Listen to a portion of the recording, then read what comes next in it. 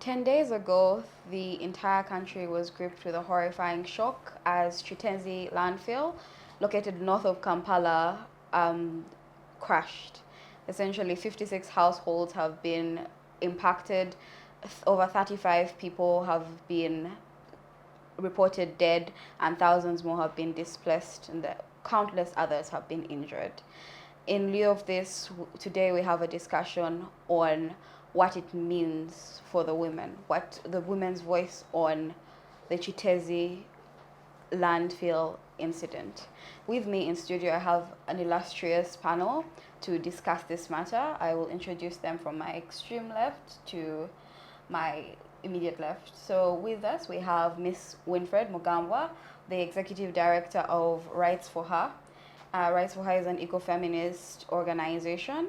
Winfred is also a human rights activist. Good afternoon, Winfred. Welcome. Good afternoon. Thank you so much. I'm happy to be here. Although we the country, we are not well, but always happy to be on this space because it's a safe space where we always, I always give in my views safely. Thank you so much, Winfred. Yeah, thank you. Right next to me is another human rights activist, a lawyer. Promoter and defender. Promoter and defender. Human rights promoter and defender, a lawyer, and a champion of women, Honorable Miria Matembe. Good afternoon, Honorable. Welcome. Good afternoon to you. I'm sorry for interrupting you, but I must continue telling people that senior citizen is not just an activist. Of no, course. I don't activate, I promote and defend and protect human rights, particularly the rights of women and the girl child. That's my passion in life. I'm happy to be here to once again use my mouth to do God's purpose for my life and talk. We're honored to have you here. As we start, I would like to extend our deepest condolences to the families of all those that have lost people in this tragic crisis. We continue to extend our prayers and our well wishes to you. So, Winfred, I would like to start with you. This has been tragic, but it has also been shocking, but at the same time not shocking in a country like Uganda. How do we get here? How do we get to a place where, first of all, people are living not right next to but with garbage, where there have been countless warnings regarding the state of affairs in Kiteezi.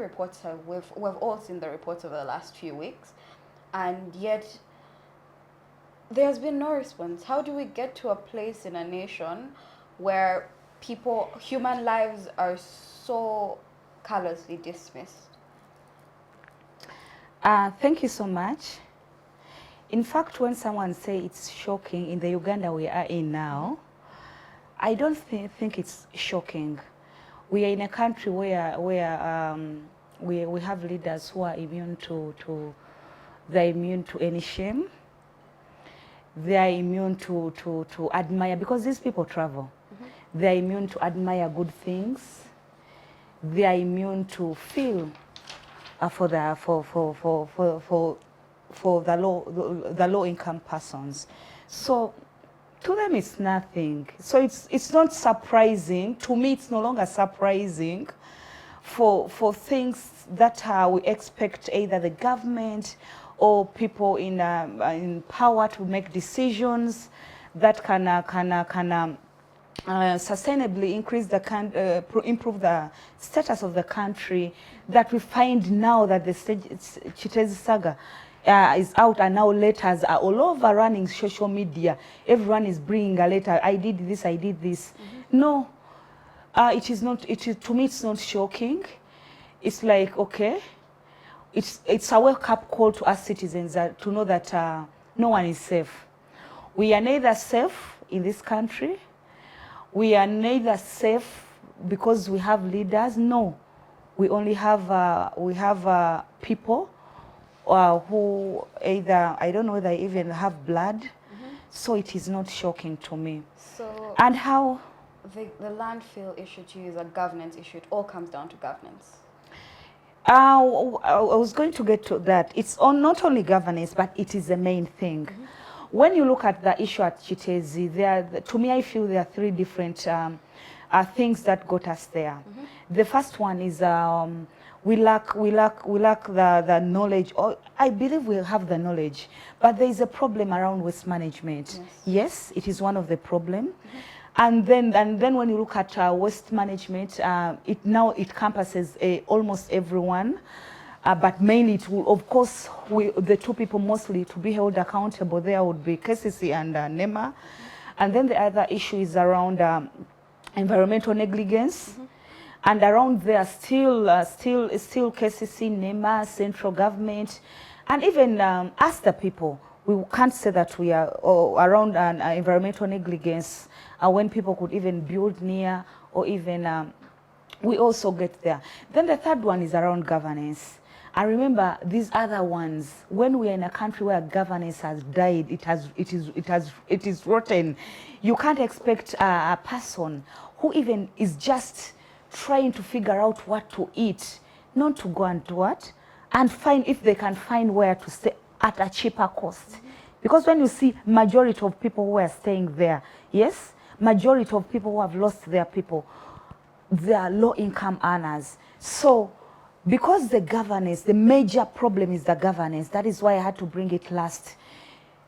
It contributes so much to the environmental negligence. It contributes, because when they bring in the people around waste management, still the problem is, the major one will be around governance.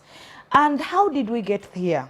Given that you said there have been a lot of warnings, there have been a lot of since 2005, they've been talking about Kiteezi, and we've been these days we've seen there's a lot of talks around environmental management, waste management, but we got here because to me I feel because of corruption.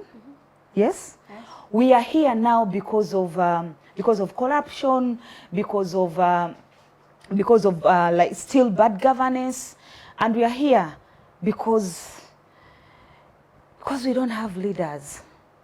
We have in the government, we have people who, yes, were once leaders, like the president. He was, but right now, if in 2020, between this term, we are having routers. We are having people who feel for themselves. We are having people who are like, how can we have this for ourselves? How can we have this country for ourselves? And that is where the person, the low income earners, that is why we even have such a state. That is how we, even Kiteezi had to rise to that. The land he had to rise to that. And when they brought in a situation, the place like there is Mukono, we are taking the garbage in Mukono. Yes, it wasn't infected. Nothing was done. Yes, nothing was done. It goes back to governance. Do we have even policies in place? I had, is it NEMA which said, NEMA leader who said they are going to take, was it the waste management policy to the parliament? At this hour? This is when they are coming out to say that we are taking it to MPs to do what? To sign it. It is really sad that we are even not having the policy, even the policies there are not well implemented. Even the important policies we could use are not there. Let me give an example. Given this, from 2023, I think 2023, to now, to around April, there have been a discussion around because they'll tell you there have not been there's been a reason given around funding. From 2023 to April, or even now, I saw on Twitter funds of 8.2 billion going into fighting homosexuality. You get it? There, I don't want to go into the details, but this is a cause, this is a problem, this is an issue that was raised in 2023. But 8.2 billion was given out. So we have a you get it? Issue. I'm getting there. And then an issue which has been there, cited, an emergency. because this is an emergency. It's about life, it's about health, it's about human health and environmental health from 2005. And there wasn't any feel of urgency for the people, for the nation, for the country, for the environment. So we have also that. What is the priority for the government? Yes, there is always also selective implementation. That is also around priority. So I think for now I'll stop there, but I've tried to cite the problems for me, what I see. Yeah, thank you so much. Thank you so much, Winfred. That was very, very astute. Honorable, I'll bring you into the conversation at this point. So what Winfred has made abundantly clear in her submission is that we have a governance issue, we have a prioritization issue, we have an implementation issue. So Kiteezi is a tragic incident, but it's also representative of our country's response to crisis.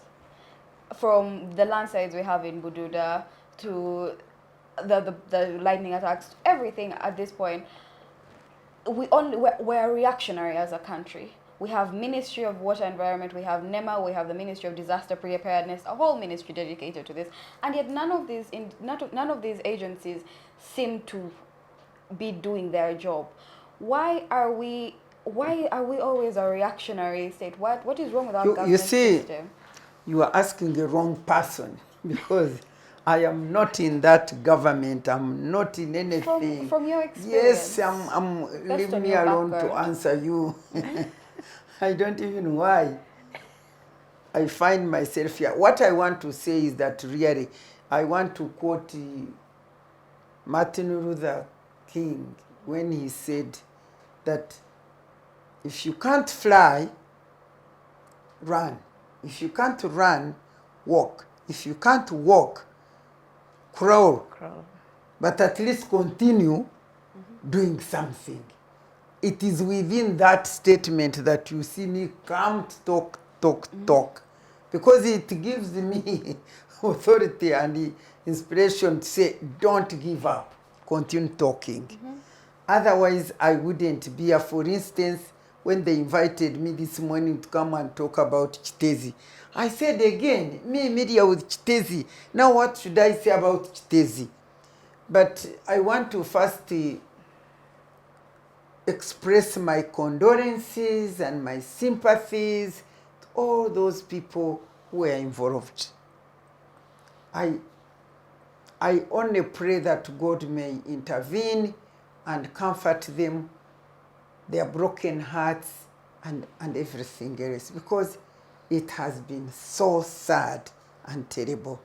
But I must confess my ignorance, because for me, I didn't know that such a place was there.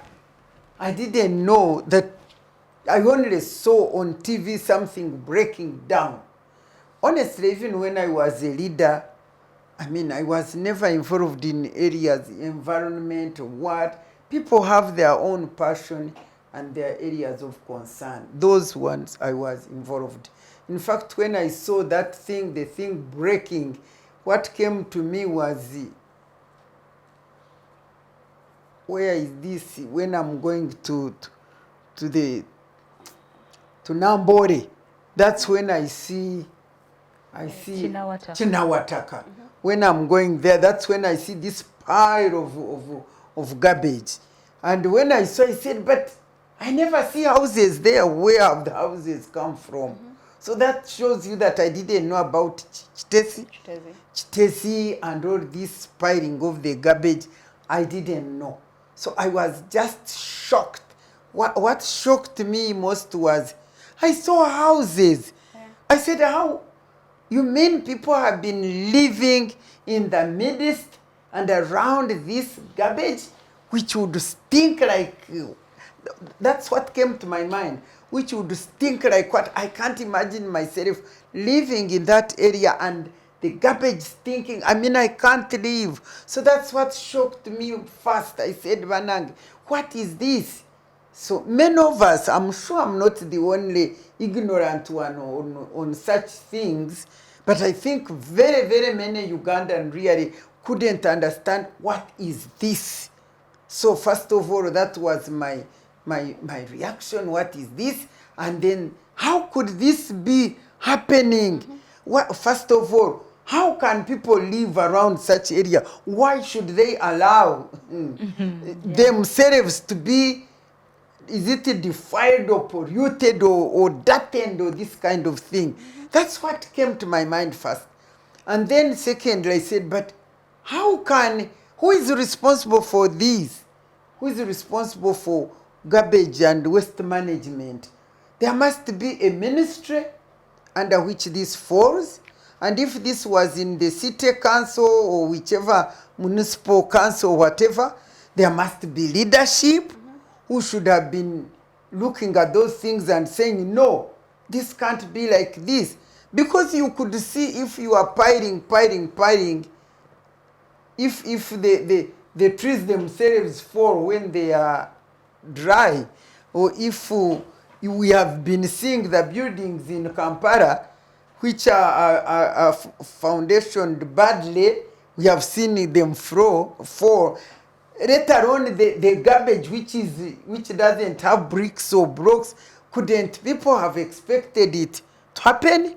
Because in my view, what happened must have been expected to happen for a long time by those people who were seeing and who knew what was going on. As to why nobody could take responsibility and say this can't happen, there are things which you can say, okay, this. But there are things which you are not surely no, this should not happen. So this one is among surely any leader who knew that this was going on, who was responsible for making sure it doesn't go on. Surely. And what disturbs me is that I have not had any punitive measure. Because you see, with the, is it Katosi, where the floods, up there where around the Bududa. Bududa. At least with Bududa and such areas which are natural calamities. I mean, you can't stop the rain. You can't. Yes, the rich countries can do things, but also when something is God's doing, because even in America, you see Catharina wind taking everything. There are certain situations which are naturally happening, which you always should be ready and expect to have emergency response. That one, yes. But this very one, which you create it and you continue watching it and seeing it and it happens. And as a government, you have not called anybody to hold them accountable to what has happened. Then you are useless. I'm sorry, I have to use some of these words when I'm provoked to use them. Because surely what I saw was even disturbing me. The leaders who were going there, and going there, the president has sent you 5 million. I'm so fed up and disgusted of this 5 million, sending it to people who have misfortunate and negligent or irresponsibly lost people here. And because the president has 5 million, as if he sells cows every day. Like the cows he gave to Anita, which I saw that he gave 200 cows. Now there are 2,000. Some people are blessed. They flourish like a palm tree. I can assure you these things. 5 million. I have brought 5 million. And then I saw this minister. You brought food for you. And then I saw the energetic fish prime minister. You know the fishermen? The fisherwomen. Yeah. I was seeing the fishermen and the fisherwomen coming in. I think supposedly wanting to bring fish. I don't know. I didn't even see any fish. And I see this, the fisherwoman prime minister coming with all the energy, with all the effort, and talk to what was she talking anyway. And I saw her smiling and laughing. You are blessed. Kubanga kamarabyo na ariwano. Which kamarabyo na? Shut up.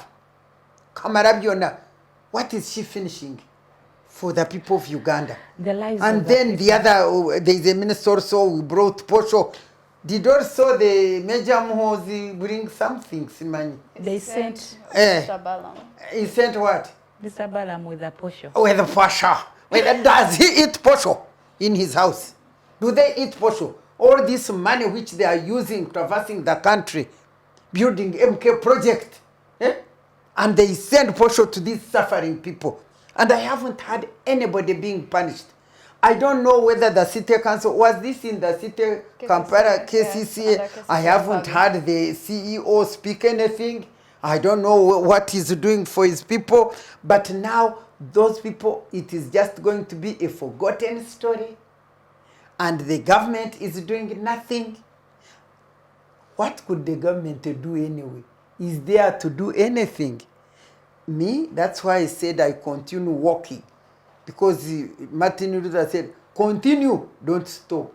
Otherwise, I would have stopped long ago. Because for sure, if Ugandans cannot wake up, you know, at times, God allows certain things to happen so that the people who see them and watch them wake up. I've come on this TV and wherever, call people Ugandans, wake up. You are like a sheep without a shepherd. And if you are a sheep without shepherd, you must engineer some brains, I don't know from where, and be able to not protect and guard yourself. But I can assure you, only God now can redeem this country. So Ugandans, me, I call you, instead of running away from God and you are running to be corrupted to do what? Run to God for redemption. Because He's showing you all these things. They are coming. What haven't Ugandans see? And yet the government, which is supposed to run with them and do things for them, 5 million. And then when 5 million goes by the way, we never know whether it reaches to these people who are dead. And then some people start listing, I also lost. And then the whole huge monster of corruption now is at play. You wait. Even this 5 million which is going, even this portion which they are talking, it will be costing like 1 million. They put 5 million has bought coffee, portion and that kind of thing. So I'm sorry that Ugandans are here lamenting. It's because you call us. There must always be a voice. Let there be always a voice. But me, the voice now I'm sounding out now is for Ugandans to wake up. Even God himself is trying to wake you up, but you are not waking up. Instead, you are running with these nonsensical projects which I see you running. As for having a parliament, leaders, wake up and lead yourselves. But I hope we are not going to be like Animal Farm. The pigs, the pigs came up and threw the people away, and in the end they became what? The men themselves. People, and that's what happened with Uganda. When President Museveni came, we thought, now. But down the road, Animal Farm. It's so sad. So sad. I express my condolences to those mothers who have lost their children, to those mothers who were pregnant and they were also swallowed, to all those women who have nowhere to go. Me, I am calling you, please get to God. He knows all these things. He's the one to pick your hand. He can pick it through people like us who have sympathies, but please run to God first. Run to God and see how he can redeem you. Thank you so much, Honorable. Thank you so much. Winfred, Honorable Miria mentions a very, very integral point to this, the 5 million. But beyond that, so the president institutes that we shall be giving 5 million to all those that have lost lives, the families of all those that have lost lives. We're giving 1 million to those who have been hospitalized and 1 million and are getting treatment.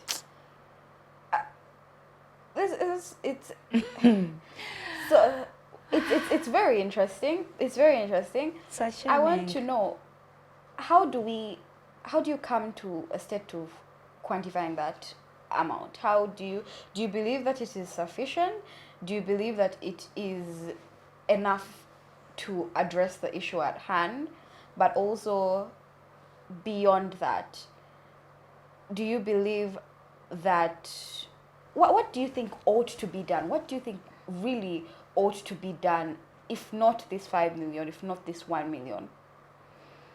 If I may ask a question, is this 5 million coming from the government or from the president Museveni as himself? He didn't. I don't know whether he. So there was clarification on that. Yes. All I saw, from what I witnessed, it was the minister. I think the Okay, which minister means now that is if the minister. Okay, still if the president is watching, which I'm not sure, but I believe people around him are watching. What is the budget of his medical? Just to start with, because now the ones who are nursing are given 1 million. These are wounds. There are people who are buried there with all that garbage. So we can just try to imagine. That is why I'm trying to ask him, what is his medical budget that the taxpayers pay? You know, sometimes you have to feel normal. You know, if I may come in that thing, as I was thinking, you see, I don't know, I've not been following these things. Because I reached a stage when I say, I need to manage my mind. Because why should I be stressed and depressed and die, instead of staying alive to actually point out things even? Because I don't know whether this was such an emergency situation, like COVID. Like when COVID hit Uganda, there should have been a call. The cabinet immediately, they meet. The parliament immediately, they meet. They constitute like a committee, like which would have helped all of us. You know, us here, we don't have money. But don't you think if they made a call, don't you remember when we are giving money to COVID, which they ate? Even in COVID they ate, even Karamoja, even. So this should have been that kind of emergency that all of us could have raised, except Bambi. When you raise it, they will steal it all the same. But at least we would have raised and we say, hey, fellow Ugandans are concerned about their Ugandans. If the government doesn't, but if they constitute this committee like they did the other time as emergency, because it has been an emergency thing, but I don't know whether it was ever constituted. I don't know whether there was a special cabinet that sat and resolved on what to do. I don't know what they resolved to do. I'm sorry, I've been going Barara, Toro, Soroti, you know, Toro, doing my own things, where I go to care for people there who need my care. So I haven't been following this Kiteezi thing. But in my view, that's what should have happened. So that we come in as emergency. Because seeing these women crying, they can't see the body. And the Prime Minister running with all the what are these? The bodyguards? Or this convoy. Yeah. That man of the convoy itself can even treat some people who are injured. But with all these convoys for you, their security for you. Actually, that is a very important point you're bringing forth. The issue of we as citizens coming in to aid our fellow citizens in such a dynamic. We have had MTN, for instance, donate 100 million. We have had lots of entrepreneurs come in, donate shoes, donate pads, donate food for and the like. But should that be the purview of the citizens? Should it be that we're calling on people and they're coming? Should we not have a disaster preparedness budget? Shouldn't KCCA have handled this? Shouldn't Ministry of Disaster Preparedness have handled this? Why are the citizens coming in to aid fellow citizens? No, citizens are okay. Citizens can come in. But what I was looking at is this, a constituted, organized body like we did with the COVID, and then we call help, please help you fellow Ugandans. We would come in. I mean, the policy is supposed to be there. The whatever is supposed to be there. I'm not looking at blaming the government all the time. I mean, if we came to know, don't you think, why did we put money? Feeder, you want it? Where? Because we saw our nation is shaking, our citizens are shaking. But me, what I was wondering about is, has there been any coordinated efforts constituted by the government and those people responsible to help support the suffering people? The Honorable Prime Minister, once she visited the Kiteezi landfill last week, mentioned that they shall be meeting as cabinet to discuss the matter and find a way forward. Now are you answering me? She said, Kamara Vyona, as if what was she, Kumara? We shall wait and see. Yes, please, Winfred, please proceed. Thank you so much. Thank you so much, Mama, for the submissions. I was still saying when you asked around the issue of the money, and I said sometimes someone has to feel human. In this, when I had the president speaking, he was sorry about that. He was not speaking as a human being. He wasn't human. He wasn't. That is why I ask, what is his budget? Like just medical, yes? I remember there is a time they told us how he has over nine nurses standby, and now he's giving someone for medical around 1 million. Then the money, the 5 million he's giving to those ones who have lost their loved ones. I also want to measure, I also want to understand the measurement, how he sat and now started saying, okay, a dead body is worth 5 million. Yes? What does he use to measure the 5 million? As someone who has lost someone, that, these people are worthy 5 million. Yes? Sometimes it calls for understanding, it calls for responsibility. It shows that the president is no longer responsible. He's no longer human. He's even not present. Because if you're present in this Uganda of today, with the high prices, with the way the economy is moving on, just that is not expense for our burial. It is, we have all seen, yes?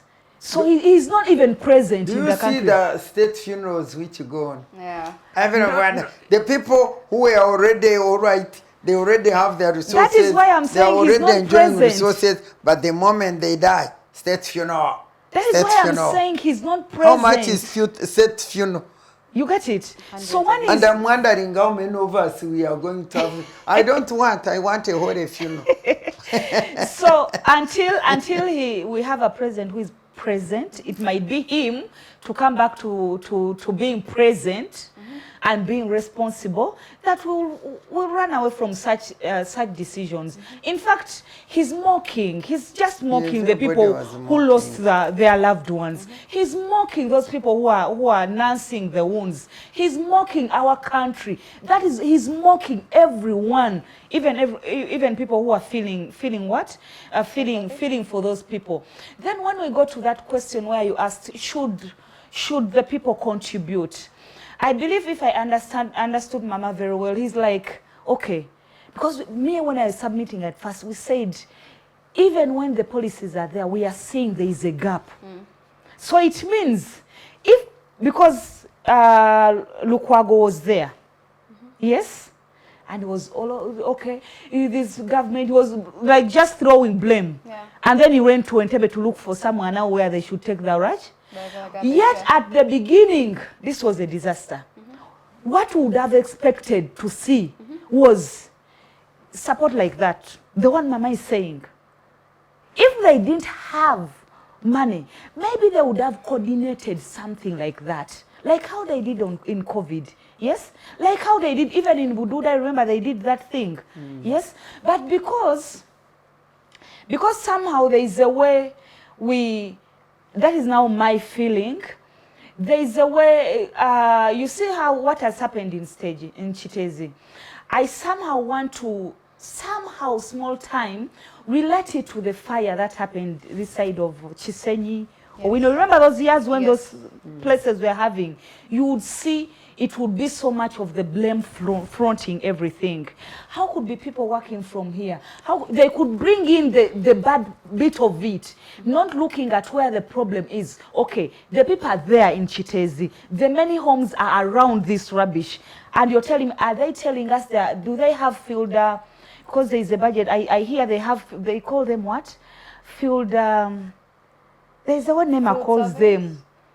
Those people who go to inspect wetlands, to inspect, they have environmentals. I've just forgotten the name.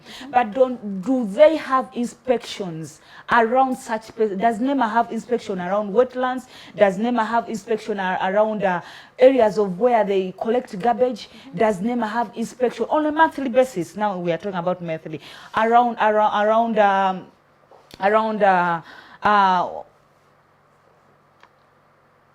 Where water flows, it has just gotten out of my mind. So, I still go back to what I said in the beginning. There is a lot of gap in implementation. There is a lot of gap in policy. There is a lot of gap, like in how the country is being run. And until when the president, I believe the prime minister was representing the president, let's just take it that... Did you see her enjoying excitement, expressing her power? Kamara Vyona. Maybe she was meaning Kamalambo, because sometimes people... Do you know what Kamara Vyona means? Let me explain it to you. Kamara Vyona, I know it from the Katikiro of Uganda. They say he's Kamara Vyona. He's the one in charge of the whole kingdom, and he's responsible for sorting every problem. So once he's there, all your problems are done. So now the Kamara Vyona, the prime minister, was telling people, yeah, in fact you are lucky, because Kamara Vyona is here. Now, can you be Kamara Vyona and you are standing there and all the bodies are still inside there and the people are there crying? And they have nowhere to go, they have nowhere, nothing to eat, and Kamara Vyona, I'm here, and they are guarded. Don't you think if they were not guarded, some people could just throw stones at you? Of course. Because of emotions and whatever. You remember there was the first minister who was there, I think. Was she the one? There was a gentleman. There was a woman who, I think, responsible for, you see, the Minister of State for disaster. You didn't see her? We did. Oh, she was there. They were almost, about to finish, and she was saying, please, please, please. I believe they also kicked out the MP. But I think even her saying Kamara Vyona is here. So this is a problem that didn't happen overnight. Okay, the issue, the death and it happened overnight. But this is something we predicted, they predicted that will happen. Yes. How long has this Kamara Vyona been in office? Even if it's 1 year, and you come in front of, these people should get ashamed. Enjoying iron sheets. These people, she should even be ashamed. She should even come out and apologize to the nation. We can't have leaders who stand and speak out garbage. There are some statements you make and they are really garbage. Yeah, they are more than even the garbage. They are even more than the Kiteezi garbage. Yes. Because when you say words that insult your Kamara Vyona, when someone is crying, let me tell you, I once worked in Finca, and they give out those loans for they call them village banking loans, and those loans are for women groups. Of course, these days men also now get it, but when they started, they were supposed to be for women. Now, right now, I can see very many women around there, because that was also an area where they could give out loans. So you come out and tell someone, someone is crying, either there's a relative child who is dead, they haven't seen them yet, their business is destroyed and they have to pay a loan, their houses You know, they don't know Are whether they got broken down. the money from the loan or even they, you know, and then you start speaking out that and you don't expect someone to call it garbage. This government, President Museveni should come out and apologize for degrading the Ugandan citizen to 5 million, for quantifying us. It is not because now if it becomes he did that to Kasese. He has done it to now to Kiteezi, which means with time with the economy, he will now take us to 2 million. The next strategy, you see that like anything that happens somewhere else, he will give out 2 million. He needs to come out and apologize to the country. And by the way everything that comes from government, whoever carries it says the president has sent you this, the president has given you this, the president, it is not even the government. Can you imagine? And yet, he doesn't sell his cows, maybe when he gives some to those beloved of his. He doesn't go to Rwachitura to sell his cows. This is a budget. This is the money from Ugandan taxpayer, which you remember the State House budget is always tripling and increasing and increasing. So that's where he picks the 5 million, the 1 million. And they go and say the President Museveni has given. I mean, to tell all Ugandans that whatever they need, whatever they get, whatever is from one person, President Museveni. This is wickedness. This is lies. This is stealing, theft. And then they go running. The president, and then the people, hey, twebaza president waffe, twebaza bandu badebe baza Ugandans who pay taxes. We who pay taxes. I think what they are for trying... the loan, by the way, whatever loans from development partners. Do you know that my grandchildren are already indebted to pay the loans there, which I never enjoyed? Even when they're announcing who has given support to anybody, we are not included, and yet it is our money. But the Ugandans, the moment they say, yeah, President Museveni has sent this, President, then they run, yes, our president. And Uganda is reduced into one person like this, while Ugandans are suffering. Because they've made Ugandan taxpayers' money political. Because now when they say that now the president has given you, for them they are making campaign behind them. Yes. Behind the saying that Museveni has given, or bringing that support to the people. It is not that they are feeling for the people. It is another strategy of making campaign. Yeah, that is why they front the president. Museveni has given you. They have made everything political. They have made everything. How can we stay in power? You get it? Yeah. It's sad. Thank you so much, Winfred. Thank you so much, Honorable. One of the most important issues that needs to be addressed in this Kiteezi matter is the displaced people. We have over 56 households that have been affected, over 1,000 people that have been displaced. Now the question is, beyond what happens to these people, what is the broader societal and economic impact of 1,000 people, of over 1,000 people being displaced? It would be tone deaf of us to say that it will not affect us in any way, that we're having 1,000 people in Kampala city. Their livelihoods have been impacted. They have no households to go back to. They have nothing to go back to. So I need to understand, Honorable, what is the broader societal and economic impact? But to me, there are questions I don't think I'm capable of answering. Because economic impact, those people, I don't know what they were doing. I don't know whether their business was good enough to add on the economy.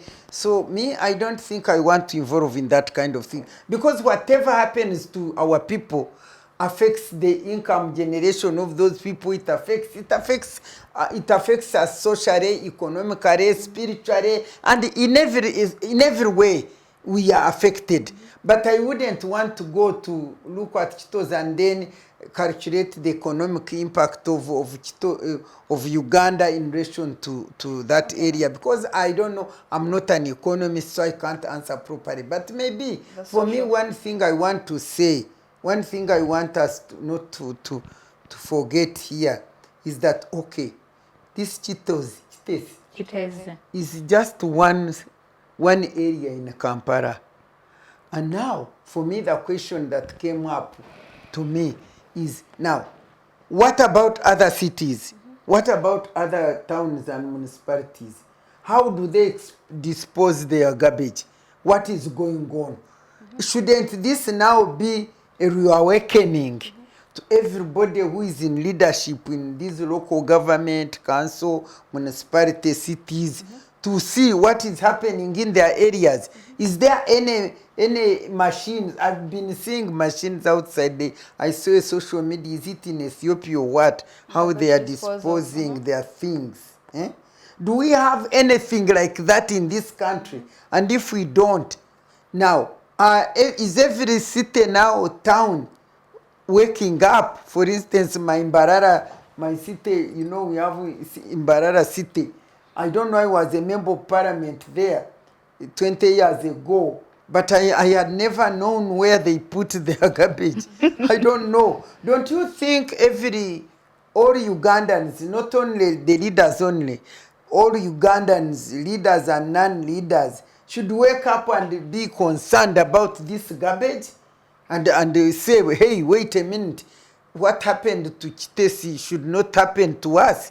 Are they thinking about it, or it is going to be a closed chapter and then next time we hear other things? I'm so happy with these cities now, the towns like Mukono, Entebbe rejected. Yeah. Which else I saw? Is it the lady in? I think Mukono has so far also rejected, Yeah, because that is so where it was also they were in Mukono. supposed to take it. And the lady in is it Machin, whom I had saying, no, we don't want this garbage here. So now I want to know, by the way, why don't you get these people to discuss what is the city council now doing with this garbage? Where are the lorries of this garbage now? Where are they being dumped? We need to know as Ugandans so that we rise up and You might wake up when they are near your gate. when they are in our houses. I think that's what we should really be discussing. As to the impact on the economy, I'm not an economist, but I will say that generally there is impact, because if 1,000 people who have been earning a living and paying school fees for their children, now they cannot earn, they have nowhere to sleep. I don't know whether they are going to die. I really don't know. These things are serious, by the way. I don't know, have they decided to transfer them to other lands like they usually deceive? Red Cross for now put a camp there. And they've been staying in schools and At some schools. So is the garbage going, where is the garbage? What is going to happen to that garbage there? The garbage Has is it still been there. removed No, or what? It's still there. They're But those working are the on it. things, by the way, we should be discussing. What is going to happen to that garbage? What is going, because once the garbage is removed and the area becomes sets free, then people can go back, those who are still alive. We should be looking at that, calling upon the government to deal with the situation immediately. Thank you very much, Honorable. Winfred, Honorable Miria mentions a very interesting point, which is that this ought to be an awakening for the people, for the government, for everyone involved. Generally, as a country, we ought to be awakened, we ought to be disturbed. So, some sort of change or some sort of mechanism needs to arise from such an incident. The very simple question is, do you think we'll be awoken? When I was starting, I gave 3 points. I said waste management. However much the body is concerned, we have to hold them accountable. But also us as the people, we need to open our eyes and see what can we do, because in the end, we suffer most. I talked about environmental negligence, because when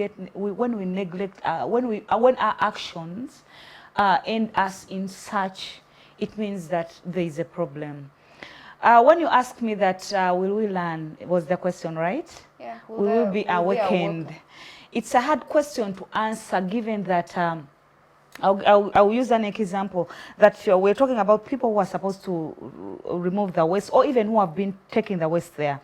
We are having very many people here in Uganda who are fronting profits over people. Yes. Even when you look at, you see very many homes, we have those people who collect the garbage. Yes. And for them, they ask you for a fee. Before you start, they'll tell you how they're going to be sorting. They tell you how they you know, and then the question is, when you look at that garbage there, you see that there was plastic, there were bottles, there were very many things, there were metals, there were very many things, meaning that the people who are even if it's city council, they've been focusing on more profit than the people. They are focusing on they are doing their profit, focusing on profit more than their responsibility. Because if they focused on the responsibility, it would mean that they travel. We hear about a budget, we hear about capacity building. The city council and NEMA would even have already had the skills of how best they can even decompose that manure, that rubbish, and some of it becomes manure. The plastic things become reusables. The other metals, that like sorting of the what. So, as me answering that will be awakened would be a yes or no. We've seen very many things happen, and when it has happened, we are in that panic. We have the solution. We are caring. You get it? But again, when something like months pass, it becomes normal. Yes, it becomes normal for us. And but that is what we want. Like how Honorable said, we should open our eyes. Yes, I can't say we are reawakening, because who has been awake? Would we end there if we were awake? No, it means we weren't awake. So let us wake up. Let us open our eyes. Let us mind about the environment. When I see those videos, and when I see very many people give submissions, we are thinking that these people, the photos they're showing us of the houses that were near the rubbish are the ones that were destroyed. That thing, they say it broke. What language do they say? The landslide? Yes. It went, I hear, more a mile. To road. The rubbish uncovered many houses, even some which are even either half a mile or a mile away from where it was. I know of a family, they lost, the man is now, he had to even give out the children to people to help, because he has lost a family, he lost a wife, he lost the maid. You know? The thing went and covered houses that are even far away from near it. That is why some people are now saying there was maybe something inside, because it didn't only, they're only showing us houses so that people can think, how can people be staying near this? Very many houses. My brother attended that burial. At least me, I know of that home. It is not near the rubbish, and it's not the only home. So it's about the people, the planners, when they see that okay, this is where we are choosing to put the rubbish, with the growing population in Uganda, they should even mind about where they're going to do what? To put that. Let's continue even sensitizing people, training people on waste management. Yes, let's end the corruption. Let's be responsible. I'm talking about the leaders. Yes, because the problem is accountability. There is no transparency. We are lacking people who are responsible. So until, which we don't know when, because now I think you don't wish anyone to die, but maybe that would be like, we don't know when it will happen. Yes. But this is an issue that people should be held accountable. Like how Honorable said, by now, at least by today, man, they would have woken up. Like how we woke up that day, we were like Kiteezi as the issue of Kiteezi. We would by now on Monday wake up and they're telling us so and so and so are in prison because of this. But we are not hearing. The cabinet will sit and talk about what? They are going to sit and talk about how they are going to work on that space and becomes another, they start using it for something else. No, this is a time of holding people accountable. This is a time of thinking about what went wrong. Not telling us the cabinet is sitting. Today, no. So that is, the problem is, until the different party, because now the failure was a collective failure from KCCA, NEMA, central government. Yes, the solutions should be also a collective thing. They should own up their problem, the failure collectively. And when they own up the failure collectively, because it was a collective failure, we'll have a collective solution. Thank you so much, Winfred. We have come to the close of our hour, so I will just kindly request that from Honorable Miria, we have our brief closing remarks, and then Winfred, you can go. Well, for me, my closing remarks is, it is so unfortunate that we lament, and yet to whom we lament, they never hear. I don't know, for me, as you know, I lost faith and hope in this government many years ago, as you know, but you still call me here to talk. For me, I want to tell Ugandans listening to me that please, please hear the voices of those who stand and tell you the truth, and know that we are lost. And without a leadership, people get lost. I mean, we don't have any leadership in this country, and therefore we are lost. And so wake up and find a way of how you can find your way. But this nonsense, which I see among Ugandans, running with this MK project and yellow, please, you non-yellows, rise up and maybe you put on white, because it is the one which doesn't now. If you put blue, you are done. If you put red, you are done. You people, Ugandans, rise up and put on white and resist and reject the wrong that is taking place, and abandon fear and embrace courage, so that we reject all these things which are happening to us while the leaders are busy enjoying our resources and not caring for our lives. But of course, conclusively, I call you to cry to your God. Ugandans, let us bow to our God and repent, and God will come in for us. Thank you, Honorable Winfred. You. First of all, I will thank you for hosting us. Second, to the President, the government, and all the other bodies, stop mocking the citizens. Stop mocking the citizens. Stop devaluing the country. Stop devaluing us. Stop using us as just objects. Feel for this country. Feel for the nation. Feel for the people. Love yourselves, because I believe it's because they don't love themselves. Because with love, the Bible says what fills the inside will come out. Yeah.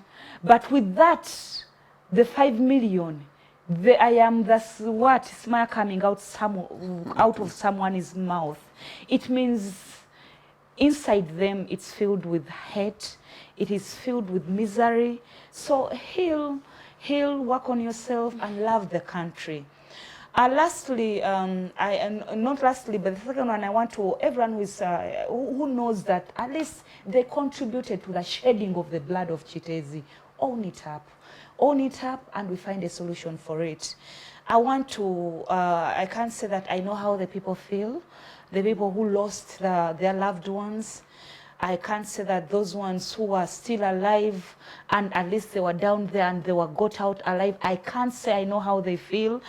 But I just want to put them in the hands of the Lord.